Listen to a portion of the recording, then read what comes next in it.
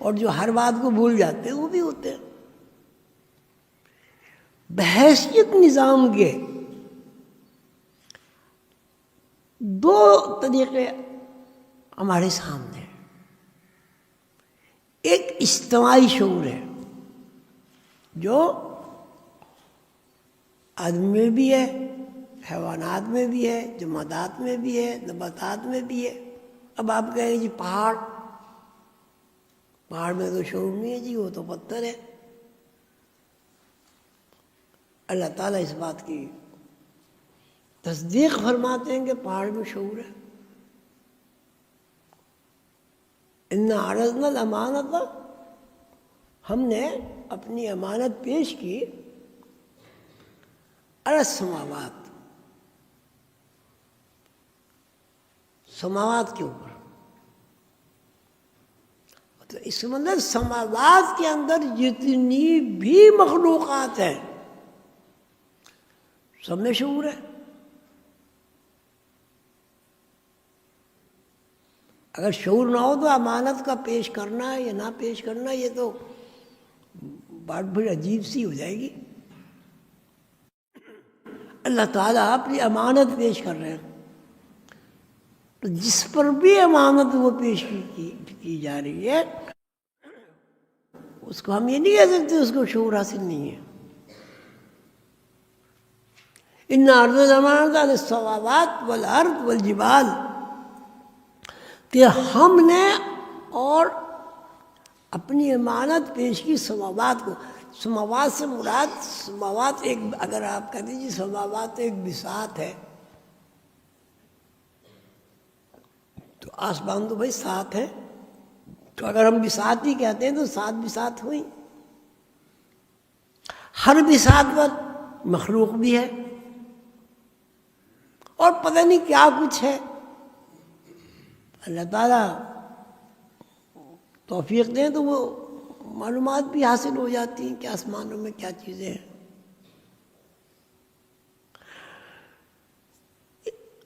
والارض، اور زمین کو بھی پیش کی۔ تو زمین سے مراد آپ کی کیا ہے؟ آپ زمین پہ کچھ آپ بتائیں گے زمین سے کیا مراد ہے؟ بتائیں زمین سے کیا مراد ہے؟ زمین سے مراد زمین کے اوپر اور زمین کے اندر رہنے والی تمام مخلوقات۔ بالکل صحیح ہے، بالکل صحیح ہے۔ سماوات سے کیا مراد؟ سماوات سے مراد آسمانوں پر اور آسمانوں کے اندر رہنے والی تمام مخلوقات۔ والجبال کا کیا مطلب ہے؟ جبال سے مراد جبال کے اندر، جبال کے اوپر رہنے والی تمام مخلوقات۔ یا پہاڑ ایک نوع کا نام ہے،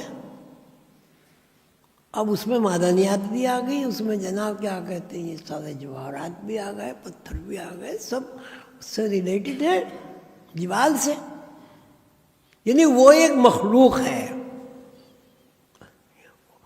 یہ بس ٹھیک، وہ ایک مخلوق ہے۔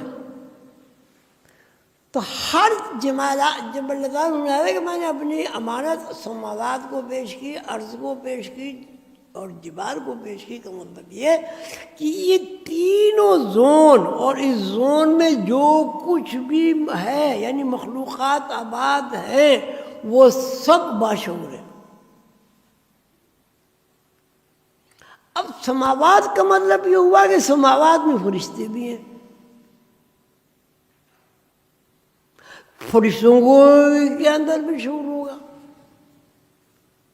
جیسے زمین، اللہ تعالیٰ نے زمین کو ہم نے شعور بخشا، زمین میں شعور بخشنے کا مطلب یہ نہیں مٹی کو شعور بخش دیا گیا، بلکہ مٹی کو بھی شعور ہے، مٹی کو بھی شعور ہے۔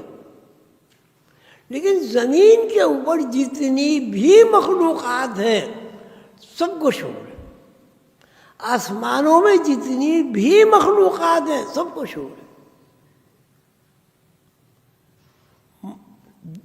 پہاڑ سے مراد یہ جتنی بھی معدنیات ہیں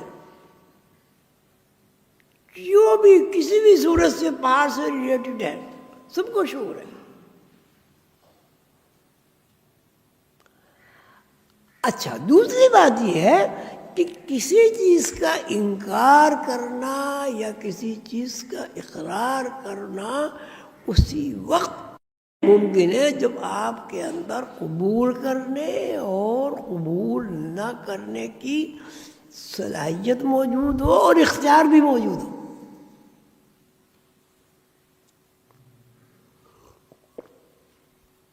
اگر آپ کے اندر اختیار نہ ہو تو قبولیت بھی زیر بحث نہیں آتی، انکار بھی زیر بحث نہیں آتا. اب ہم یوں کہیں گے کہ کائنات میں جو بھی کچھ ہے سب کو اللہ تعالی نے شعور بخشا ہے، سب کو شعور عطا فرمایا ہے. اس میں وائرس بھی ہے، بیکٹیریا بھی ہے. وائرس کے علاوہ بھی کوئی ایسی جراثیم ہوں گے جن کا ابھی تک نام ہی نہیں رکھا گیا، ان کو بھی شعور ہے. اب بیکٹیریا بڑھتا ہے، وائرس بڑھتا ہے، اس کی نسل کشی ہوتی ہے. درخت بڑھتے ہیں، ان کی نسل بڑھتی ہے، ان کی نسل گھٹتی ہے. وہ پیدا بھی ہوتے ہیں، وہ جوان بھی ہوتے ہیں، وہ مرتے بھی ہیں. کیا درخت پیدا نہیں ہوتا بچے کی طرح؟ جب درخت پیدا ہوتا ہے اتنی کومل اس کی ایک شاخ ہوتی ہے، اگر آپ یہ چٹکی مارے ٹوٹ جائے گی. پھر جب وہ جوان ہوتا ہے تو اس کے اوپر 10 آدمی کلاڑیاں چلاتے ہیں تب بھی نہیں کٹتا ہو. یہی بچے کا حال ہے ہمارے. جب ہمارا بچہ پیدا ہوتا ہے چھوٹا سا، کتنا نازک ہوتا ہے، پھر وہ تنوً جوان ہو جاتا ہے. پہاڑ بھی پیدا ہوتے ہیں. تو ابھی میں نے آپ کو ذکر کیا، زمین ہے، آسمان ہے، جنات ہیں، موارد ثلاثہ ہے، فرشتے بھی ہیں، فرشتوں کی قسمیں ہیں. تو فرشتوں میں ہاروت ماروت کا بھی ایک شعبہ ہے، یہ ایک گروہ کا نام ہے. ہاروت ماروت گروہ کا نام، جیسے جبریل گروہ کا نام، میکائیل گروہ کا نام، اسرافیل ایک گروہ کا نام. تو یہ الگ الگ گروہ ہیں. تو ہاروت ماروت بھی فرشتے ہوتے ہیں، اور ان کو جو علم اللہ تعالیٰ نے سکھایا وہ علم ہے جو انسان کے شعور کو براہ راست متاثر کرتا ہے. براہ راست انسانی شعور کو متاثر کرتا ہے. وہ ہاروت ماروت وہ یہاں آئے اور جناب پھر پوری قرآن میں تو اتنی زیادہ ڈیٹیل نہیں ہے، اس کی تفسیر پہ آپ پڑھیں تو اس میں ڈیٹیل ہوگی. وہ یہاں آئے اور انہوں نے لوگوں کو سکھایا، لیکن وہ جو کچھ انہوں نے سکھایا وہ تعمیری نقطۂ نظر سے سکھایا. دیکھیے، ایک ڈاکٹر ٹانگ کاٹ دیتا ہے، یہ تخریب ہے، بہت بری بات ہے. لیکن اگر اس ٹانگ کے کاٹنے سے دوسرا پورا جسم محفوظ ہو جائے پھر یہ تعمیر ہے. تو جادو بھی ایک علم ہے. وہ جادو ایک علم یہ ہے کہ تخریب میں کس طرح لوگوں کو نقصان پہنچاتے ہیں اور کس طرح لوگ اس تخریب سے محفوظ رہ سکتے ہیں، اس کو جادو ہے. اچھا، اب یہ ہے کہ تخریب اور تعمیر میں فرق ہے. تعمیر جب بھی ہوگی اس میں آدمی کا ذہن، آدمی کی ساری تقدو، ساری کوشش، ساری ترکیبیں مفید ہوں گی، نفع بخش ہوں گی، اپنے لیے بھی فائدہ مند ہوگی، دوسرے کے لیے بھی فائدہ مند ہوتی، قوم کے لیے بھی فائدہ مند ہوگی. تخریب میں نقصان ہے، گھاٹا ہے، پریشانی ہے، اضمحلال ہے، خوف ہے، دہشت ہے، نا امیدی ہے، مایوسی ہے. لیکن تخریب کو اور تعمیر کو دونوں کو ہم علم کے علاوہ کوئی نام نہیں دے سکتے. علم کی اصطلاح استعمال جو ہے وہ تخریب اور تعمیر ہوتا ہے. اب آگ کھانا پکاتی ہے، آگ سردی دور کرتی ہے، یہ تعمیر ہے. آگ گھر پھونک دیتی، شہر کے شہر جلا دیتی، یہ تخریب ہے. پہلے میں تخریب بولا، تعمیر ہے. دو رخ ہے، ہر چیز کے دو رخ ہیں. ایک تعمیر رخ ہے، ایک تخریب رخ ہے. تو ہاروت ماروت جو یہاں اس دنیا میں آئے اور انہوں نے جو علوم سکھایا، حضرت سلیمان علیہ السلام کے واقعے میں اس کا تذکرہ ہے، وہ علوم سکھائے جس سے لوگ تخریب کرتے ہیں اور جس سے لوگ تخریب کر کے لوگوں کو نقصان پہنچاتے ہیں. وہ علوم اس لیے سکھائے گئے تاکہ تخریب کا توڑ کیا جا سکے. مثلا ڈاکٹر آپریشن کرتا ہے، ابھی بظاہر تو آپ کسی کو بغیر ضرورت کے اگر اس کی نشر سے ہاتھ کاٹ دیں، یہ کیا ہے؟ یہ تخریب ہے. لیکن اگر ضرورتاً نشر سے آپریشن کیا جائے، یہ تعمیر ہے. تخریب کس طرح ہوتی ہے اور تخریب کا توڑ کس طرح ہوتا ہے، یہ ایک علم ہے جو ہاروت ماروت نے لوگوں کو سکھایا.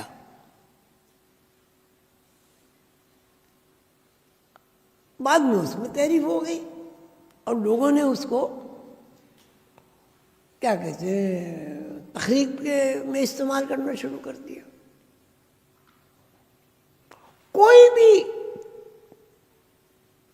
رخ ہو، تعمیر ہو یا تخریب ہو، دونوں میں آپ کو علم کا سہارا لینا پڑے گا. علم کے بغیر نہ تخریب کی تکمیل ہوتی ہے اور علم کے بغیر نہ تعمیر کی تکمیل ہوتی ہے. آپ گھر بناتے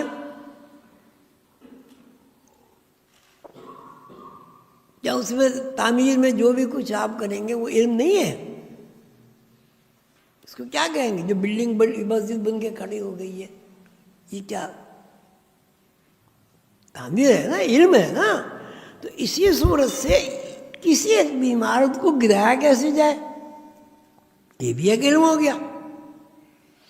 لیکن اگر وہ علم تعمیر میں کام آ رہا ہے، وہ مثبت رجحان ہے، نیکی ہے، فائدہ مند ہے، اللہ کے رسول کے لیے پسندیدہ ہے. اور اگر کوئی علم نقصان دے، مطلب جیسے میں نے بھی آگ کی مثال دی، آگ سے آپ کھانا پکائیں، یہ کیا ہے؟ تعمیر ہے. اسی آگ سے آپ کسی کا گھر جلا دیں، آگ کا جو وصف ہے جلانا وہ اپنی جگہ قائم ہے. آگ کے وصف کو آپ نے کس لیے استعمال کیا، آگ کے وصف کو آپ نے کس طرح استعمال کیا، یہ تخریب اور تعمیر ہے. اگر آپ نے آگ کے وصف کو کھانے پکانے میں استعمال کیا، سردی دور کرنے میں استعمال کیا، یہ تعمیر ہے. اگر آگ سے آپ نے کسی کا گھر جلا دیا، شہر کو آگ لگا دی، یہ تعمیر ہے. لیکن آگ کا جو جلانے کا وصف ہے آپ اس کو برا نہیں کہہ سکتے. اگر آگ کے اندر جلانے کا وصف موجود نہ ہو تو آپ کا کھانا نہیں پکے گا. کھانا پکنے کا مطلب ہی یہ ہے کہ آگ نے جلا دیا پانی کو. جب آپ نے گوشت پکایا، اس میں پانی ڈالا ہنڈیا میں، نیچے آگ جلائی، تو آگ نے کیا کام کیا؟ پانی کو جلایا، بھاپ بنایا، ہیٹ پیدا کی. وہ ہیٹ اس کے اندر شامل ہو گئی گوشت کے اندر، اس نے اس کے جو اس کے کیا وہ جو ریشے ہیں اس ریشوں کے اندر وہ داخل ہو کے اس نے اس کو کھانے کے قابل بنا دیا، الگ الگ کر دیا۔ اب آپ یہ نہیں کہہ سکتے صاحب آگ نے تو آگ ہونی ہی نہیں چاہیے تھی، آگ ہی نہ لگتی، کوئی کسی کو آگ سے جلا ہی نہیں سکتا تھا۔